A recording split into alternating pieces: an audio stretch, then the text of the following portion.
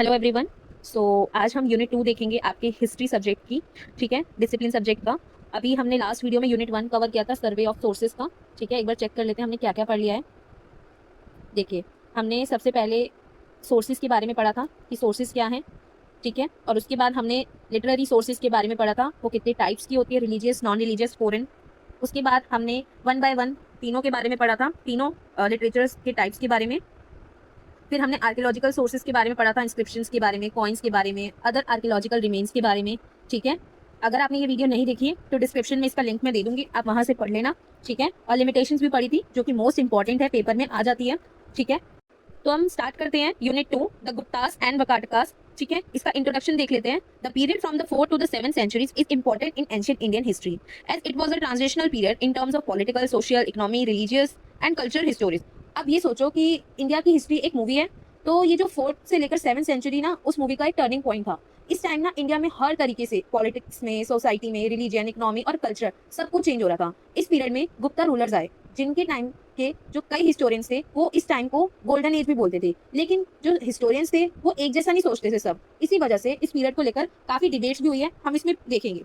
सबसे पहले हम हिस्ट्रियोग्राफिक ट्रेंड्स के बारे में पढ़ते हैं। अब यहाँ एक इंटरेस्टिंग बात यह है कि हिस्ट्री को हर हिस्टोरियन ने अपने नजरिए से एक्सप्लेन किया है। तो जैसे कि ये ब्रिटिश हिस्टोरियन, जैसे कि विंसेंट ए स्मिथ, ठीक है, ये बोलते थे कि एंशियंट इंडिया एक डार्क एज था, मतलब उनके अकॉर्डिंग इंडिया बैकवर्ड था और ब्रिटिशर्स ने ही इंडिया को इम्प्रूव किया। ये बिल्कुल एक ऐसे कह सकते हैं कि जैसे ना दूसरे के घर को खराब बता दो पहले, एंड देन बता दो कि सिर्फ मैं ही इसे सही कर सकता हूँ। ठीक है, ये कुछ इस तरीके से बातें करते थे और इन्होंने डार्क एज भी बताया एंशियंट इंडिया को। फिर आए इंडियन नेशनलिस्ट हिस्टोरियंस, उन्होंने बोला कि नहीं, गुप्ता पीरियड तो इंडिया का गोल्ड एज था, मतलब कि गोल्डन एज था। इस टाइम आर्ट, लिटरेचर, साइंस और इकोनॉमी सब एकदम पीक पर था। मतलब कि अगर एंशियंट इंडिया को एक स्टूडेंट मान लो तो गुप्ता पीरियड ना उसका टॉपर वाला फेज था। फिर आते हैं ये मार्क्सियट हिस्टोरियंस, उन्होंने बोला कि गुप्ता पीरियड उतना परफेक्ट नहीं था जितना दिखाया गया। किंग्स जमीन, ब्राह्मणास और टेम्पल्स को डोनेट कर रहे थे। जो भी किंग्स थे वो क्या करते थे, ये ब्राह्मण्स वगैरह को जमीन ऐसे ही डोनेट कर देते थे, क्योंकि जिस वजह से क्या होता था कि ये काफी ज्यादा पावरफुल और रिच हुआ करते थे, और जो पुअर पीजेंट्स पर टैक्स का बर्डन बढ़ गया। ठीक है, मतलब सोसाइटी में इनइक्वालिटी इंक्रीज हुई। उसके बाद कुछ हिस्टोरियन ने बोला कि लैंड ग्रांट्स की वजह से किंगडम्स वीक नहीं हुए, बल्कि विलेजेस और लोकल रूलर्स किंगडम्स के साथ कनेक्ट हुए। इससे स्टेट्स और स्ट्रॉन्ग बने। सिंपल वर्ड्स में अगर मैं आपको बताऊं तो हर हिस्टोरियन सेम हिस्ट्री को अलग अलग एंगल से दिखा रहा था इस टाइम। ठीक है, ये आपके पास मैंने इमेज भी शो कर रही है। ठीक है, आपको थोड़ा सा इसको जूम आउट करके पढ़ना है। इसमें हर जो बात मैं आपको बोल रही हूँ वो हर चीज मेंशन है, और अगर आप इसको पढ़ लेते हो ये बिल्कुल आपको ना इतना इजी फॉर्म में समझा देगा टॉपिक। ठीक है, तो आपको काफी हेल्प होने वाली है इमेजेस से भी। अब हम पढ़ते हैं myth of golden age. Gupta period को गोल्डन एज इसलिए बोला गया क्योंकि इस टाइम जो संस्कृत लिटरेचर, आर्ट और कल्चर का काफी डेवलपमेंट हुआ। कालिदास जैसे ग्रेट राइटर्स इसी टाइम हुए थे, और टेम्पल्स और कल्चर भी बहुत ब्यूटीफुल बने। लेकिन मॉडर्न हिस्टोरियंस बोलते हैं कि गोल्डन एज सिर्फ रिच और अपर क्लास लोगों के लिए था, कॉमन पीपल के लिए उतना लग्जरियस नहीं था। ठीक है, अगर मैं एक एग्जांपल से आपको समझाऊं कि जैसे कि एक स्कूल में सिर्फ एक टॉपर को अवार्ड्स मिलते रहे और बाकी स्टूडेंट सिर्फ स्ट्रगल ही कर रहे हो, तो क्या हम बोल सकते हैं कि स्कूल को परफेक्ट बोल सकते हैं कि ये स्कूल बिल्कुल परफेक्ट है? नहीं ना। इसी तरीके से गुप्ता पीरियड में कल्चर और आर्ट तो एडवांस थे, लेकिन हर इंसान को ना इक्वल प्रॉस्पेरस नहीं था। आर्कियोलॉजिकल एविडेंस भी बताते हैं हमें कि आम लोग सिंपल लाइफस्टाइल जीते थे उस टाइम। ठीक है, अब हम नेक्स्ट टॉपिक देखते हैं, the early Guptas. Gupta family की बिगनिंग काफी सिंपल रही थी। स्टार्टिंग में वो एक स्मॉल किंगडम के रूलर थे, धीरे धीरे उन्होंने अपनी पावर और इन्फ्लुएंस बढ़ाया और इंडिया की एक स्ट्रॉन्ग डायनेस्टी बन गए। ये बिल्कुल एक वैसे ही था जैसे मान लो कि एक स्मॉल स्टार्टअप वाली कंपनी है, क्या करती है वो धीरे धीरे एक मल्टीनेशनल कंपनी नहीं बन जाती, बिल्कुल वैसा। अब हम बात करते हैं चंद्रगुप्त फर्स्ट की। चंद्रगुप्त फर्स्ट को गुप्ता एम्पायर का रियल फाउंडर माना जाता है। हमने काफी बार पढ़ा भी है हम, और ये पढ़ते ही आ रहे हैं काफी टाइम से। उन्होंने क्या किया था, लिच्छवी फैमिली में मैरिज किया, जो उस टाइम एक पावरफुल फैमिली थी। ये मैरिज सिर्फ शादी नहीं थी, बल्कि एक पॉलिटिकल अलायंस भी थी। जैसे आज के टाइम पे क्या करते हैं बड़े बड़े बिजनेस ग्रुप्स, क्या करते हैं पार्टनरशिप करते हैं, है ना, और अपनी पावर बढ़ाने के लिए क्या करते हैं, ये इसीलिए तो पार्टनरशिप करते हैं कि इनको पावर मिले। वैसे ही ना उस टाइम पे क्या करते थे ये किंग्स ना, मैरिज अलायंस के लिए करते थे। इस अलायंस के बाद क्या हुआ था, चंद्रगुप्त ने मगधा और प्रयाग जैसे इंपॉर्टेंट एरियाज पर कंट्रोल स्टैब्लिश कर लिया था, और जैसे महाराजा, अधिराजा जैसे टाइटल्स लिया। इसी टाइम से गुप्ता एम्पायर ना पावरफुल बना। ठीक है, और आपको थोड़ा और डीप में आप इस इमेज से पढ़ सकते हो, तो आप इसको पढ़ना, और इसमें सारी चीजें ना मैंने लिखी हुई है, और ये बिल्कुल आपके पेपर के हिसाब से भी बहुत इजी है, और आपको एक बार में समझ भी आ जाएगा और बोरिंग भी नहीं लगेगा। अब हम बात करते हैं समुद्रगुप्ता की। ठीक है, समुद्रगुप्ता को गुप्ता डायनेस्टी का ग्रेटेस्ट वॉरियर भी माना जाता है। उसे नेपोलियन ऑफ इंडिया भी बोला जाता है, क्योंकि उसने बहुत सारे क्या किया था, मिलिट्री कैंपेन्स किए थे। जैसे कि हम बात करें इलाहाबाद पिलर इंस्क्रिप्शन से हमें उसकी विक्ट्रीज के बारे में इन्फॉर्मेशन मिलती है। उन्होंने क्या किया, नॉर्थ इंडिया, साउथ इंडिया और ईस्टर्न रीजन के किंग्स को डिफीट किया और उनसे क्या हुआ, ट्राइब्यूट लिया। ठीक है, लेकिन इसमें एक इंटरेस्टिंग बात यह है कि इन्होंने ना डायरेक्टली रूल नहीं किया। कई किंग्स को तो सिर्फ ये बोला कि मेरी पावर एक्सेप्ट कर लो और ट्राइब्यूट दे दो। ठीक है, इसको ऐसे समझ सकते हैं जैसे कि स्कूल में आपका एक स्ट्रॉन्ग मॉनिटर है, वो सबको कंट्रोल में रखता है, लेकिन हर क्लास में जाके खुद नहीं बैठता, पर सब पे क्या करता है, उसकी अथॉरिटी सब मानते हैं। ऐसा समुद्रगुप्ता ने अश्वमेध याजना भी परफॉर्म किया, जो एंशियंट इंडिया में सुप्रीम पावर का सिंबल माना जाता था। ठीक है, डिटेल में पढ़ने के लिए आप इस इमेज से पढ़ लेना। आई होप आपको ये वीडियो अच्छी लगे। आप प्लीज अपना कमेंट में बताना कि आपको वीडियो कैसी लग रही है। ठीक है, अभी चंद्रगुप्त हम सेकंड की बात करते हैं। ठीक है, जो कि समुद्रगुप्ता के सन थे और गुप्ता डायनेस्टी के एक बहुत फेमस रूलर माने जाते हैं।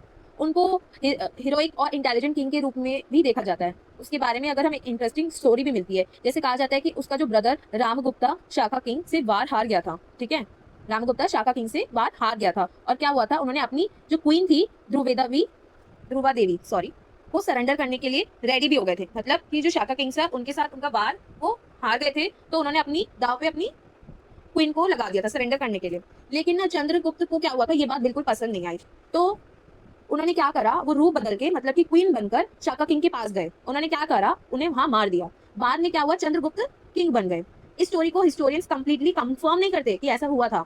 ठीक है, बट लेकिन जब रामगुप्ता के कॉइन्स और इंस्क्रिप्शन मिलने की वजह से ना इस स्टोरी को थोड़ा सा सपोर्ट मिल गया। चंद्रगुप्त का सबसे इंपॉर्टेंट विक्ट्री शाकास के अगेंस्ट नहीं थी, उसने वेस्टर्न इंडिया को भी जीत लिया था और इंपॉर्टेंट ट्रेड रूट्स और पोर्ट्स गुप्ता एम्पायर के कंट्रोल में आ गए थे। ठीक है, जैसे कि मान लो कि अगर किसी कंट्री के पास ना मेजर पोर्ट्स और ट्रेड रूट्स आ जाएं तो उस कंट्री की इकोनॉमी ऑटोमेटिकली स्ट्रांग हो जाती है। तो आप समझ सकते हो कि जिनके पास उस टाइम पे ये आ गया तो वो कितने स्ट्रांग हो गए। वैसे ही चंद्रगुप्त की जो विक्ट्री ने गुप्ता एम्पायर को इकोनॉमिकली भी और पॉलिटिकली भी दोनों तरीके से क्या करा, पावरफुल बना दिया। ठीक है, आई होप आपको समझ आया होगा। और कुछ भी आपका डाउट हो तो प्लीज कमेंट में आप पूछ सकते हो। ठीक है, अब हम देखते हैं गुप्ता एडमिनिस्ट्रेशन के बारे में। गुप्ता किंग्स अपने आप को पावरफुल दिखाने के लिए बड़े बड़े टाइटल्स यूज करते थे, जैसे कि Maharajadhiraja, the great king of kings, परमेश्वरा, ऐसे ऐसे ना टैग्स यूज करते थे, टाइटल्स यूज करते थे अपने आप को क्या करने के लिए, पावरफुल किंग दिखाने के लिए। अभी क्या हुआ, किंग एडमिनिस्ट्रेशन का मेन हेड होता था, जो किंग एडमिनिस्ट्रेशन का मेन हेड होता था और उसकी हेल्प मिनिस्टर्स, एडवाइजर्स और प्रिंसेस करते थे। ठीक है, गुप्ता एडमिनिस्ट्रेशन मौर्य एडमिनिस्ट्रेशन से डिफरेंट था, क्योंकि यहाँ लोकल ऑफिसर्स को ज्यादा पावर दी जाती थी। मतलब कि हर छोटी चीज किंग डायरेक्टली कंट्रोल नहीं करता था, विलेजेस को विलेज एल्डर संभालते थे और सिटीज में मर्चेंट, आर्टिस्टियंस और स्क्राइबर्स की रिप्रेजेंटेटिव भी एडमिनिस्ट्रेशन का रोल प्ले करते थे। इससे ये समझ में आता है हमें कि गुप्ता पीरियड में लोकल एडमिनिस्ट्रेशन और ट्रेड ग्रुप्स का भी इंपॉर्टेंस बढ़ गई थी। गुप्ता रूलर्स एग्रीकल्चर को इम्प्रूव करना चाहते थे, मतलब अच्छा करना चाहते थे और नए फार्मिंग एरियाज डेवलप करने पर फोकस करते थे। ठीक है, लैंड ग्रांट्स, गुप्ता पीरियड में किंग्स, ब्राह्मण्स, टेम्पल्स और ऑफिसर्स को लैंड्स ग्रांट्स दे देते थे। ठीक है, इसका पर्पस रिवॉर्ड देना और नए एग्रीकल्चर एरियाज को डेवलप करना था। ठीक है, कई बार क्या होता था, फॉरेस्ट और वेस्ट लैंड भी डोनेट की जाती थी। ठीक है, उससे फार्मिंग लैंड में कन्वर्ट किया जा सके, जिससे क्या कर हो कि मतलब फार्मिंग लैंड में कन्वर्ट किया जा सके। धीरे धीरे क्या हुआ, लैंड ग्रांट्स का सिस्टम बहुत कॉमन हो गया। टेम्पल्स और ब्राह्मणास को दिए गए लैंड मोस्टली टैक्स फ्री होते थे, जिस वजह से रिलीजियस इंस्टीट्यूशन और पावरफुल बनने लगे। इस पीरियड में समानता सिस्टम भी डेवलप हुआ था। जो समानता स्मॉल रूलर्स होते थे, जो किंग को ट्राइब्यूट और मिलिट्री सपोर्ट देते थे, लेकिन कभी कभी ये इतने पावरफुल हो जाते थे कि किंग को भी चैलेंज कर देते थे। समझ रहे हो आप इस चीज से, कि वो इतना पावरफुल हो जाते थे कि किंग को ही चैलेंज कर देते थे। सिंपल वर्ड्स में बोले तो गुप्ता पीरियड में लैंड ग्रांट्स की वजह से लोकल रूलर्स, टेम्पल्स, ब्राह्मणास की पावर इंक्रीज हुई और एडमिनिस्ट्रेशन धीरे धीरे डिसेंट्रलाइज्ड होता गया। अब हम पढ़ते हैं सोशल और इकोनॉमिक चेंजेस क्या आए इस टाइम पे। गुप्ता और पोस्ट गुप्ता पीरियड में सोसाइटी ऑफिशियली वर्ना सिस्टम पर बेस्ड थी, ब्राह्मण, क्षत्रिय, वैश्य और शूद्र। लेकिन एक्चुअली सोसाइटी में काफी सोशल चेंजेस हो रहे थे। हिस्टोरियंस के अकॉर्डिंग इस टाइम कास्ट मिक्सिंग बढ़ रहा था।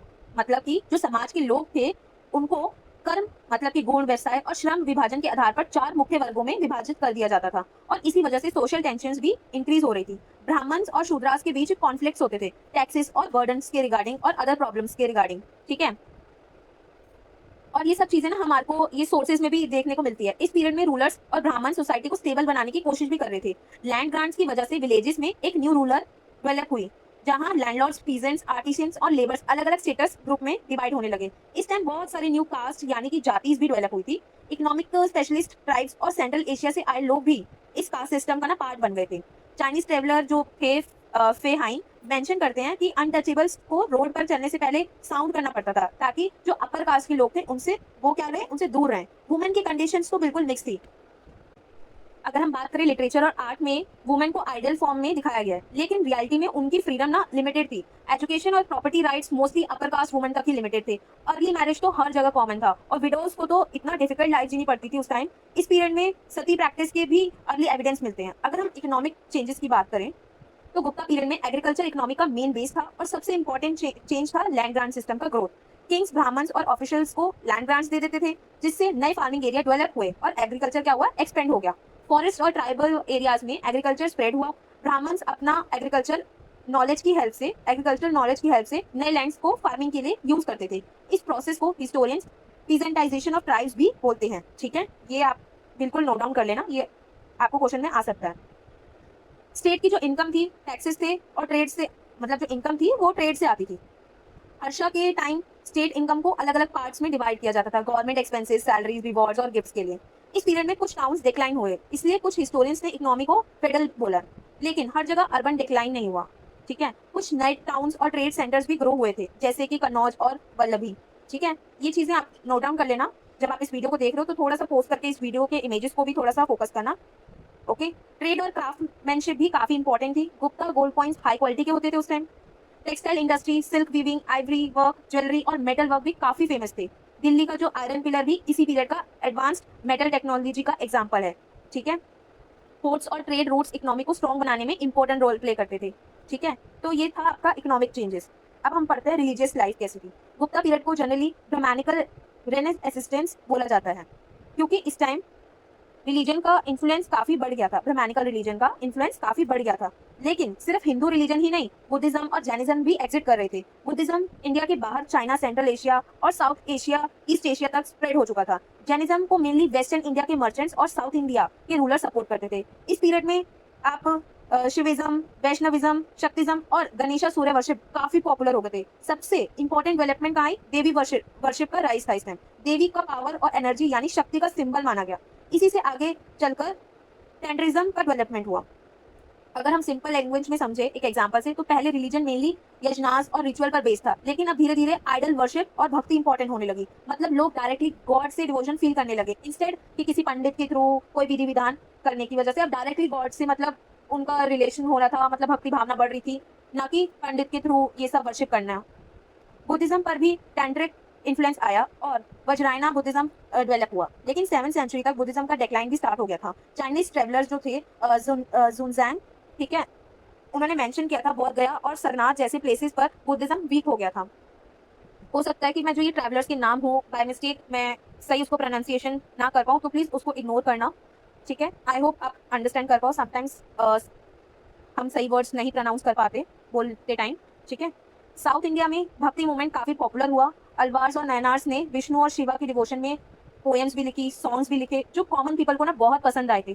ठीक है, और इस पीरियड में क्या हुआ, टेम्पल सोशल और रिलीजियन लाइफ का सेंटर बन गया था। जो कि टेम्पल्स थे वो मतलब इस चीज का ना बहुत बड़ा सेंटर बन गया था। पल्लवा रूलर्स ने रॉक कट करके टेम्पल्स बनवाए, जैसे कि महाबलीपुरम के टेम्पल्स में लोग क्या था, डांसर्स भी हुआ करते थे, सिंगर्स भी आते थे, म्यूजिशियंस भी होते थे उस टाइम। आप समझ रहे हो, उस टाइम भी ये सब चीजें होती थी और इसके हमारे को सोर्सेज भी मिले हैं। अगर हम बात करें आर्ट एंड पेट्रोनेज की, गुप्ता पीरियड को इंडियन आर्ट का गोल्डन फेज भी माना जाता है। इसी टाइम जो टेंपल थे वो आर्किटेक्चर और स्कल्पचर का डेवलपमेंट भी हुआ। अजंता और एलोरा केव्स इसी पीरियड का बेस्ट एग्जांपल्स हैं। ठीक है, तो आप नोट डाउन कर लेना। अजंता केव्स की पेंटिंग्स बुद्धा की लाइफ और जटाका स्टोरीज को शो करती हैं। अर्ली टेंपल सिंपल्स होते थे, जिसमें एक स्मॉल रूम होता था जहाँ डाइटी के आइडल रखी जाती थी। धीरे धीरे टेंपल्स आर्किटेक्चर्स और ग्रैंड होता गया। विष्णु, शिवा, दुर्गा जैसी डाइटीज के टेंपल्स बनने लगे। गुप्ता स्कल्पचर्स अपनी ब्यूटी और फाइन आर्ट स्टाइल के लिए काफी ज्यादा फेमस था। बुद्धा स्टैचूज स्पेशली सरनाथ और मथुरा की काफी एडमायर्ड हैं। ठीक है, दिल्ली का आयरन पिलर का मैंने बताया, और सुल्तानगंज बुद्धा स्टैचूज भी इसी टाइम पीरियड का एडवांस मेटल आर्ट का शो करते हैं। गुप्ता पीरियड में संस्कृत लिटरेचर अपने पीक पर था। रामायण और महाभारत को इसी पीरियड में प्रॉपरली कोडिफाई किया गया। ठीक है, पुरानास भी इसी टाइम पॉपुलर हुए और रिलीजन के साथ किंग्स की जनोलॉजी और हिस्ट्री को भी एक्सप्लेन करते थे। कालिदास इसी पीरियड का सबसे फेमस पोएट और ड्रामेटिस्ट थे। सिंपल एग्जांपल से अगर मैं आपको समझाऊं तो अगर संस्कृत लिटरेचर एक क्रिकेट टीम होती तो कालिदासना उस टीम का विराट कोहली होते। समझ रहे हो आप इस चीज से? शूद्रका की मृच पटिका अर्बन लाइफ का शो करती है और विशाखा दत्ता की मुद्रा रक्षासा पॉलिटिकल इवेंट्स पर बेस्ड थी। संस्कृत कोर्ट लैंग्वेज भी थी, लेकिन प्राकृतिक लैंग्वेज भी यूज होती थी इस टाइम, स्पेशली जैन लिटरेचर और कॉमन पीपल के कॉन्टेक्स्ट में। Sanskrit dramas main high status characters Sanskrit बोलते थे। मतलब जो भी संस्कृत के ड्रामास में मेन ना उस टाइम पे संस्कृत लैंग्वेज संस्कृत लिटरेचर पे ज्यादा फोकस हुआ करता था, जबकि वुमेन और लोअर स्टेटस कैरेक्टर प्राकृतिक यूज करते थे। आप समझ रहे हो? वहाँ पे प्राकृतिक लैंग्वेज भी यूज होती थी, पर जैसे हाई स्टेटस वाले संस्कृत बोलते थे और थोड़ा लो स्टेटस कैरेक्टर्स जो वुमेन्स थी वहाँ पे प्राकृतिक लैंग्वेज यूज करती थी। अगर हम बात करें emergence of other state, Gupta empire के टाइम और उसके बाद इंडिया के डिफरेंट रीजन्स में नए नए स्टेट्स और डायनेस्टीज एमर्जेंस होने लगी। इन स्टेट्स ने अपने क्या करा, अपने रीजन में पॉलिटिकल पावर और कल्चर को डेवलप किया। अगर हम बात करें द वकाटकास सेंट्रली इंडियन और नॉर्थन डिकेन की इंपॉर्टेंट डायनेस्टी थी। ठीक है, ये क्या थी? इंपॉर्टेंट पॉलिटिकल पावर थी सेंट्रल इंडिया में। इनका मेन एरिया क्या था? विदर्भा था। वकाटका डायनेस्टी की जो थी वो दो ब्रांचेस हुआ करती थी, एक नंदीवर्धन और दूसरी वस्तु गुल्मा साइड। इनिशियली अगर बात करें तो वकाटका स्लोली अपनी पावर्स बिल्ड कर रहे थे, लेकिन प्रभावती गुप्ता के टाइम गुप्ता इन्फ्लुएंस भी वकाटका कोर्ट में बढ़ गया।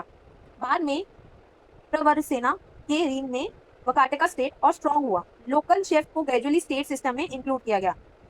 जैसे एक स्मॉल कंपनी धीरे धीरे क्या करती है, जो भी उसके नियर बाय बिजनेस होते हैं उनसे क्या करती है, कनेक्ट करती है, और फिर उसके बाद क्या करते हैं वो लोग एक क्या बनाते हैं, बिग नेटवर्क बना लेते हैं। वैसे ही वकाटकास ने डिफरेंट लोकल शेफ्स और टेरिटरीज को क्या किया, इंटीग्रेट करके अपना एक स्ट्रॉन्ग स्टेट बनाया था। आई थिंक अब आपको समझ में आया होगा कि मैं क्या समझाना चाह रही थी। वकाटका पीरियड आर्किटेक्चर और आर्ट के लिए ना सबसे इंपॉर्टेंट माना जाता है, और सेंट्रल इंडिया में एक डिस्ट्रिक्ट रीजन स्टाइल डेवलप हुआ था। अगर हम बात करें द मैट्रिकास गुजरात के सौराष्ट्र रीजन की इंपॉर्टेंट डायनेस्टी थी। इन्होंने ग्रेजुअली डिफरेंट डिस्ट्रिक्ट्स को इंटीग्रेट करके एक रीजन स्टेट डेवलप किया था। समझे? लैंड ग्रांट्स इनके रूल का इंपॉर्टेंट पार्ट थे। ब्राह्मणास, बुद्धिस्ट मोनेस्ट्रीज और टेम्पल्स को लैंड ग्रांट्स दिए जाते थे, ठीक है, ताकि जो रूलर्स को रिलीजियस सपोर्ट और लेगिटिमेसी मिल सके। ठीक है, मैट्रिका किंग्स अपने इंस्क्रिप्शंस के थ्रू लोगों को ये दिखाना चाहते थे कि आप वही नए रूलर्स हैं। ये विलेजेस में लाउडली रीड किए जाते थे, ठीक है, ताकि पीपल रॉयल अथॉरिटी को एक्सेप्ट करे। सिंपल वर्ड्स में अगर बताऊं तो ये जो मैट्रिकास थे वो स्लोली लोकल शेफ्स को अपने कंट्रोल में लेकर गुजरात में एक ऑर्गेनाइज रीजनल स्टेट बना रहे थे। और the Deccan and Tamilakam Gupta empire के वीक होने के बाद, गुप्ता पीरियड के वीक होने के बाद हिस्टोरिकल फोकस नॉर्थन इंडिया से साउथ इंडिया और डेक्कन की तरफ शिफ्ट होने लगा था। ठीक है, डेक्कन और तमिलकम में डिफरेंट किंगडम्स के बीच पावर जो थी वो स्ट्रगल, मतलब पावर से रिलेटेड स्ट्रगल चलता रहता था। वेस्टर्न डेक्कन में वकाटकास के बाद चालुक्यास पावरफुल बने, जिनकी कैपिटल क्या थी? बादमी थी। ईस्टर्न डेक्कन में आपका श्लंक्यानास, ईस्टर्न चालुकास, इश्कावकुस जैसे डायनेस्टीज थी। कर्नाटका रीजन में कंडम्बास और गंगास इंपॉर्टेंट रूलर से। और इस पीरियड में साउथ इंडिया में रीजनल किंगडम्स का डेवलपमेंट हुआ और ग्रेजुअली उन्होंने अपनी अलग पॉलिटिकल आइडेंटिटी और कल्चर डेवलप किया। आई होप आपको समझ आया। और प्लीज इस वीडियो को में जितनी भी इमेजेस मैंने लगाई है इसमें प्रॉपर आपको इतनी इजी लैंग्वेज में सारी चीजें लिखनी है, तो इसको अगर आप पढ़ लोगे तो आपको बिल्कुल समझ में आ जाएगा। आई होप आपको ये वीडियो अच्छी लगी हो, और इसी के साथ यूनिट 1 और 2 कंप्लीट होती है। थर्ड मैं जल्दी आपको प्रोवाइड करूंगी। और प्लीज अपना सपोर्ट मेरे साथ बनाए रखें, चैनल को सब्सक्राइब करें, लाइक एंड शेयर जरूर करें, और कोई भी डाउट है तो कॉमेंट में आप पूछ सकते हो। Thank you.